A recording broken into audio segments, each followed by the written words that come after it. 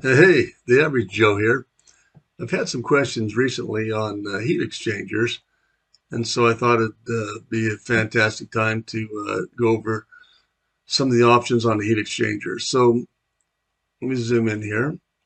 You'll see I've got a shell and tube heat exchanger here, and you'll see that the source, the connection's there, and when you hover over that, you'll see hydronic source in and hydronic source out. So that's always connected to like a boiler or a well field of some type, any source of hot water. And then obviously the transfer side is connected to a load. Now, sometimes uh, somebody will come in and they'll connect these up wrong, meaning they'll put I have an example right here, they'll put the source over to the load and the transfer on the boiler.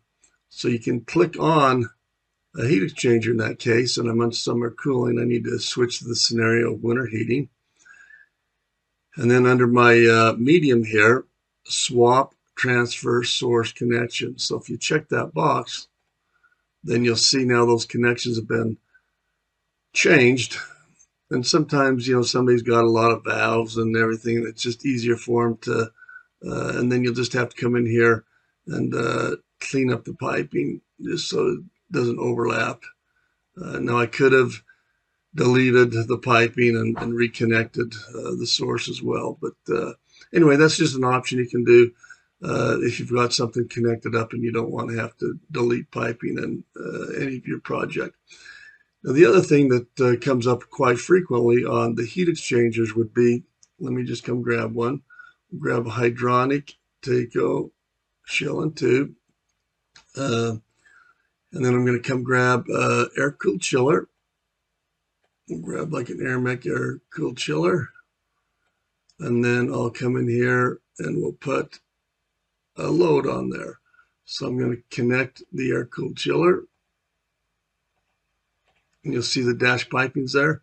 That means whenever you see large dash or small dash lines, something's wrong. So if I cut that, I need to go to the inlet. I connected that backwards there. And then I'm going to come over. Here's the load leaving. That's going to come to the transfer side of that heat exchanger. And then to the load. I'm going to come in, and under winter heating, I need to switch that to cooling, summer cooling, and we'll put some load, some imposed load out there. Now the load has not been transferred to the chiller. You say, well, what's wrong? Most of these heat exchangers, when you bring them out of our menu, they have a default set that we've got to set them to something. So they're set to winter heating, okay, on source and that. So you can just come in here and switch that to summer cooling. Summer cooling, you'll see I want to provide cooling in the summertime. And now with that change there, you'll see that everything transfers to.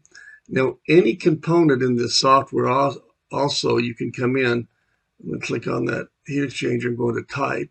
This applies to chillers, boilers, heat exchangers, whatever it might be. I'm going to switch that type to a brazed plate. Okay. So that's just a nice function to do. In other words, I didn't have to go in and delete the piping, put a new different type of heat exchanger in there. Works out real nice for heat exchangers. Same thing as a type of imposed load, right? These are just different pictures of if you wanted that to be like a laser that you were trying to cool, hit OK. Then we kind of have a picture of a laser.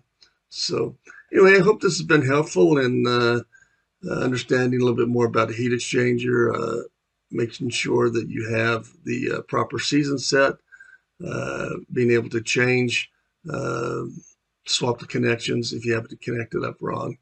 And then last of all, changing the type of any component to some other type. Hope this has been helpful, and hey, thanks for watching and your support over the years.